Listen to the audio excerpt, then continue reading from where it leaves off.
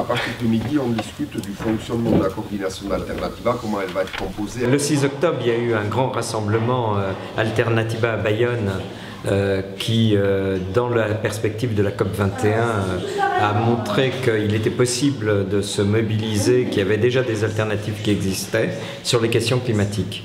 Là, suite à l'impact de ce rassemblement, il y a des tas de villes, une vingtaine aujourd'hui, en France ou en Europe, ça déborde déjà sur la Belgique et la Suisse, qui ont l'intention de faire un Alternativa. Et c'est la première fois, c'est la première coordination de l'ensemble de ces événements.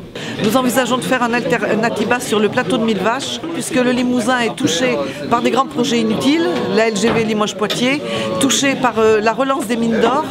C'est totalement ridicule.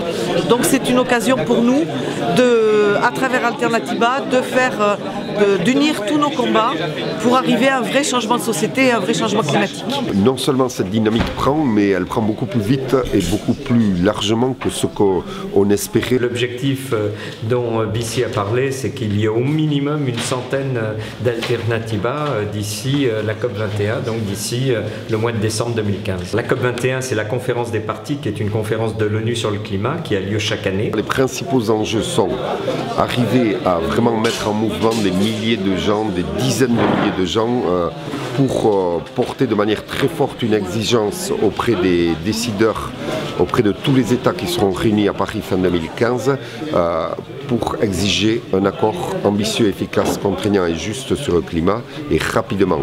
Alors le rapport du GIEC, le dernier rapport du GIEC, dit que la dernière chance de rester à 2 degrés d'augmentation moyenne de la température par rapport à l'époque pré-industrielle, la dernière chance, c'est de prendre des mesures radicales sur la période 2020-2030. Le problème du climat, il nous demande de transformer en profondeur nos modes de production, de consommation, de transport et d'aménagement du territoire. Et Alternativa veut être une voix très forte pour porter ce discours-là dans une année où il y aura tous les discours de la croissance verte, des fausses solutions qui seront présentes partout. On va aider la coordination de l'ensemble et ça profite à tout le monde. On peut être des fois dans la sidération face à l'immobilisme et à l'égoïsme des gouvernements.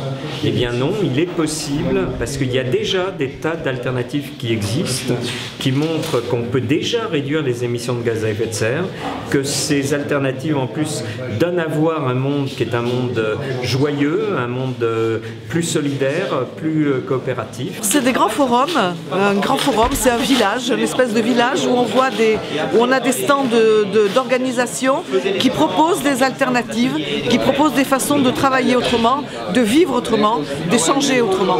Que ce soit dans l'agriculture, par exemple, les AMAP, les circuits courts, que ce soit dans les systèmes bancaires, avec les monnaies locales, que ce soit dans l'énergie, avec Enercop et énergie partagée.